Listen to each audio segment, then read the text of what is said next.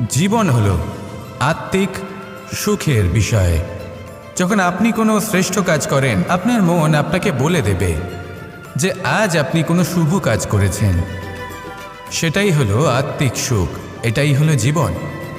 তাই নিন্দার মাধ্যমে যে দুঃখ জীবনে আসে বা ফেলে আসা অতীতের জন্য আপনার জীবনে যে দুঃখ আসে, সেগুলো ভাবা বন্ধ করে দিন আর কর্ম করুন এই বর্তমানের জন্য, আগামী ভবিষ্যতের জন্য।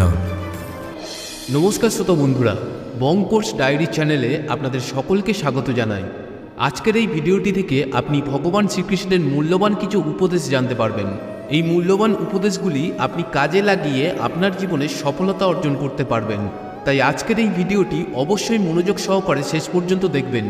আর এই ভিডিওটি দ্বারা আপনি যদি উপকৃত হন তাহলে অবশ্যই একটি লাইক করবেন এবং প্রিয়জনদের সাথে শেয়ার করবেন, যাতে তারাও ভিডিওটি দেখে উপকৃত হয়। এবং আপনারা যারা এই চ্যানেলে নতুন তারা অবশ্যই চ্যানেলটি সাবস্ক্রাইব করবেন এবং বেল বাটনে প্রেস করবেন এরকম আরও অনেক ভিডিওর নোটিফিকেশান পেতে। আর কমেন্টে লিখতে ভুলবেন না জয় শ্রীকৃষ্ণ। এবার আসুন ভিডিওটি শুরু করা যাক। আজ আপনাকে আমি একটা কাহিনী শোনাব। রাধার সখী ললিতা একদিন প্রসাধন করছিল।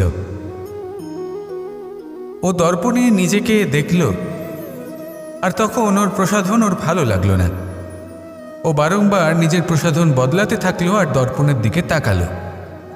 কখনো ফুল বদলালো, কখনো বস্ত্র বদলালো, কখনো আভূষণ বদলালো, কিন্তু কিছুতেই নিজের প্রসাধন ওর ভালো লাগলো না।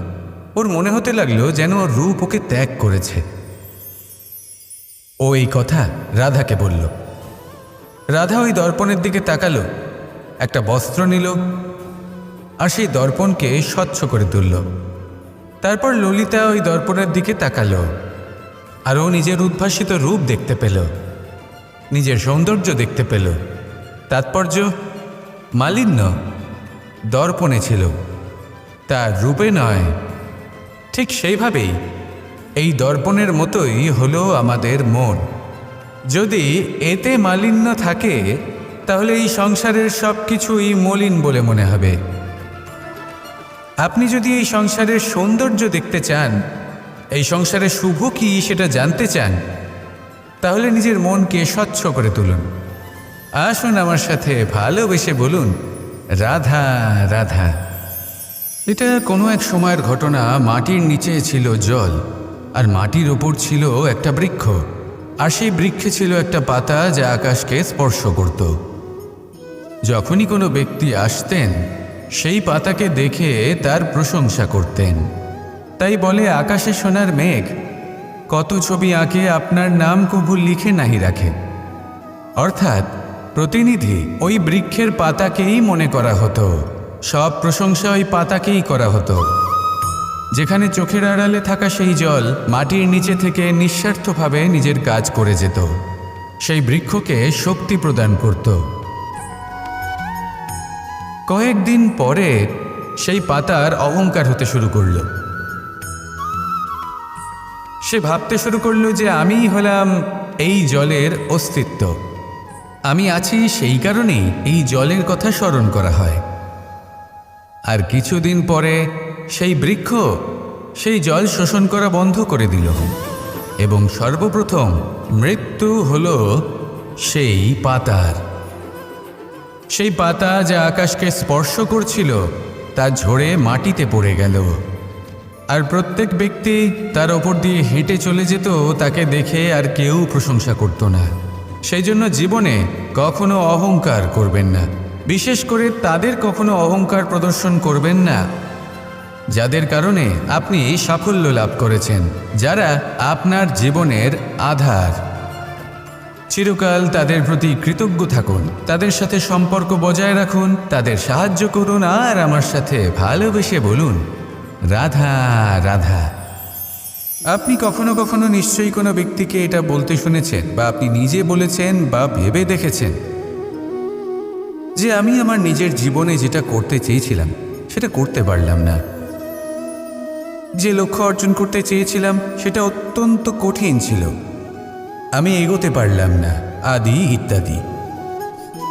আমরা সবাই কখনো না কখনো ভাবি যে লক্ষ্য আমরা নির্ধারণ করেছি সেটা আমাদের পক্ষে অত্যন্ত কঠিন, প্রায় অসম্ভব। আমাকে বলুন, যে প্রত্যেকটা বস্তু বা সাফল্য যা কিছু আপনি কামনা করেছেন, কোনোটাই কি সরল ছিল? নির্বাচনের সময় সেটা সরল ছিল না। সেই জন্যই আপনি সেই লক্ষ্যটা নির্বাচন করেছেন। কারণ সংসারের যে কোনো বস্তু বা কোনো সাফল্য যদি খুব সহজে পাওয়া যায় বা কম চেষ্টা করেই লাভ করা যায়, সেটা আমাদের ততটা সন্তুষ্ট করে না। সেই জন্য আমরা জেনে বুঝেই কঠিন লক্ষ্য নির্বাচন করি, কারণ সেই লক্ষ্য আমাদের প্রতিস্পর্ধা এবং সংঘর্ষের সম্মুখীন করে, যার সম্মুখীন হয় অগ্রসর হওয়ার পরে আমরা আরও বেশি শ্রেষ্ঠ হয়ে উঠি। সেই জন্য কিছু অসম্ভব কিনা সেই বিষয়ে চিন্তা করবেন না, শুধু অগ্রসর হতে থাকুন, নিজের কর্ম করুন, সেই লক্ষ্যকে প্রাপ্ত করুন, আর আমার সাথে ভালোবেসে বলুন, রাধা রাধা। প্রত্যেকটি মানুষ জীবনে কখনো না কখনো এই কথাটা নিশ্চয়ই শুনেছেন যে ভাগ্যের থেকে বেশি আর সময়ের পূর্বে কিছুই পাওয়া যায় না। আর এটা সত্যিও বটে, কিন্তু এর থেকেও বড় একটা সত্যি আছে, আর সেটা হলো যে আপনি নিজেই নিজের ভাগ্য রচনা করতে পারেন নিজের কর্মের দ্বারা। যেমন ধরুন, যদি আপনার ভাগ্যে কোনো জিনিস না থাকে তাহলে সেটা এসেও চলে যাবে, আর যদি ভাগ্যে কিছু থাকে তাহলে তা নিজেই আসবে, যদি আপনি সেই কর্ম করেন। যেমন ধরুন পাণ্ডবরা, ওনাদের জীবন কি ছিল, ওনাদের সাথে কি হয়েছিল? ওনাদের পিতা বনবাসী হয়েছিলেন, অকাল মৃত্যু লাভ করেছিলেন। এবার এটাই যদি ওনারা নিজেদের ভাগ্য বলে মেনে নিতেন আর কিছুই না করতেন, তাহলে মহাভারতের সেই যুদ্ধে জয়লাভ করে সমস্ত ভূমণ্ডলের স্বামী কি করে হয়ে উঠতেন? অর্থাৎ হতে পারে সিংহ বনের রাজা, কিন্তু শিকার নিজে পায়ে হেঁটে তার কাছে আসে না। সেই ভোজন লাভ করার জন্য সিংহকে কর্ম করতেই হয়। তাহলে আপনার ভাগ্যে যেটা আছে সেটা আসবে, কিন্তু কর্মের জোরে আসবে। তাই কর্ম করতে থাকুন আর আমার সাথে ভালোবেসে বলুন, রাধা রাধা। মানুষ যখনই কোনো কাজ করেন তখন ওনার মনে একটা প্রশ্ন অবশ্যই আসে যে এই কাজের পরে লোকে নিন্দা করবে নাকি প্রশংসা করবে। এই বিষয়ে ভাবতে ভাবতে ওনারা এটা বুঝতে ভুলে যান যে নিন্দা এবং প্রশংসার বিষয় ভেবে ওনারা নিজেদের একাগ্রতা এবং সমর্পণ দুটোই হারিয়ে ফেলেন। নিন্দা হবে ভেবে ভয় পাওয়ার কি প্রয়োজন? নিন্দাতে অনুচিত কি আছে?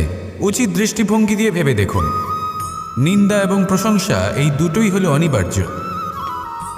নিন্দা যখনই হয় তখন যে যাই বলুক না কেন, আপনি একটা সুযোগ লাভ করেন, একটা সুযোগ নিজের ভুল বুঝতে পারার, সেটা শুধরে নিতে পারেন, নিজের পথ বদলে নিতে পারেন আর সাফল্যের পথে অগ্রসর হতে পারেন। একটা শিক্ষা পাওয়া যায় এই নিন্দা দ্বারা। আর যখন প্রশংসা লাভ হয় তখন আমাদের মন আনন্দে ভরে ওঠে। এই দুটোই অত্যন্ত প্রয়োজনীয়। সেই জন্য নিন্দা এবং প্রশংসার এই খেলায় জীবনের অঙ্কটা বদলে ফেলবেন না, সেটা অনুচিত হবে। কারণ জীবন না শুধু নিন্দার বিষয় আর না শুধু প্রশংসার, জীবন হলো আত্মিক সুখের বিষয়। যখন আপনি কোনো শ্রেষ্ঠ কাজ করেন, আপনার মন আপনাকে বলে দেবে যে আজ আপনি কোনো শুভ কাজ করেছেন। সেটাই হলো আত্মিক সুখ, এটাই হলো জীবন। তাই নিন্দার মাধ্যমে যে দুঃখ জীবনে আসে বা ফেলে আসা অতীতের জন্য আপনার জীবনে যে দুঃখ আসে, সেগুলো ভাবা বন্ধ করে দিন আর কর্ম করুন এই বর্তমানের জন্য, আগামী ভবিষ্যতের জন্য। আসুন আমার সাথে ভালোবেসে বলুন, রাধা রাধা। দেখুন, এটা তো সবাই করে থাকেন, ধনের কামনা করা, ধন অর্জন করা, ঈশ্বরকে ধন্যবাদ জানানো, সবাই করেন, কিন্তু ফল সবাই পান না। কারণ বেশিরভাগ মানুষই পেছনে ফিরে তাকিয়ে এটা ভাবেন যে আমরা তো জীবনটা যাপনই করলাম না। এই জীবনে সব কিছু আছে, সম্পত্তি আছে, স্বাচ্ছন্দ্য আছে, সাফল্য আছে, শুধু সুখ আর শান্তি নেই। এবার এরকমটা কেন হয়? এর পেছনে কারণটা কি? কারণ হলো এটাই যে জীবনে বাঁচার যে বিধি আপনি নির্বাচন করেছেন তা কিছুটা অনুচিত। জীবনে কিভাবে বাঁচা উচিত, জীবনযাপন কিছুটা রীতি মেনে করা উচিত। অর্থাৎ সবাইকে ভালোবাসুন, কারোর সাথে ছলনা করবেন না, সম্পর্ক গড়ে তুলুন, তা পালন করুন। যদি ধন অর্জন করতে চান তাহলে নীতি মেনে করুন, ভেবেচিন্তে পরিকল্পনা করে। আবার বলবো, কারোর সাথে কোনো ছলনা নয়, কোনো অনুচিত কর্ম করবেন না ধন অর্জন করার জন্য। আর যদি ঈশ্বরকে ধন্যবাদ জানাতে চান তাহলে প্রীতি দ্বারা করুন। আর যে ব্যক্তি রীতি, নীতি আর প্রীতি এই তিনটি ভাব বুঝে উঠতে পারে এবং তা আত্মসাৎ করে নিতে পারে, তার অতীত, ভবিষ্যৎ এবং বর্তমানকাল সব কিছু সংযত হয়। আপনি কিভাবে জীবনযাপন করতে চান, কিভাবে ধন অর্জন করতে চান, ঈশ্বরকে ধন্যবাদ জানাতে চান, নির্বাচন আপনার। আসুন আমার সাথে ভালোবেসে বলুন, রাধা রাধা। ভয় হলো মানুষের জীবনে এমন একটি আবেগ যেটা না থাকলেও মঙ্গল, আর থাকাটাও প্রয়োজনীয়।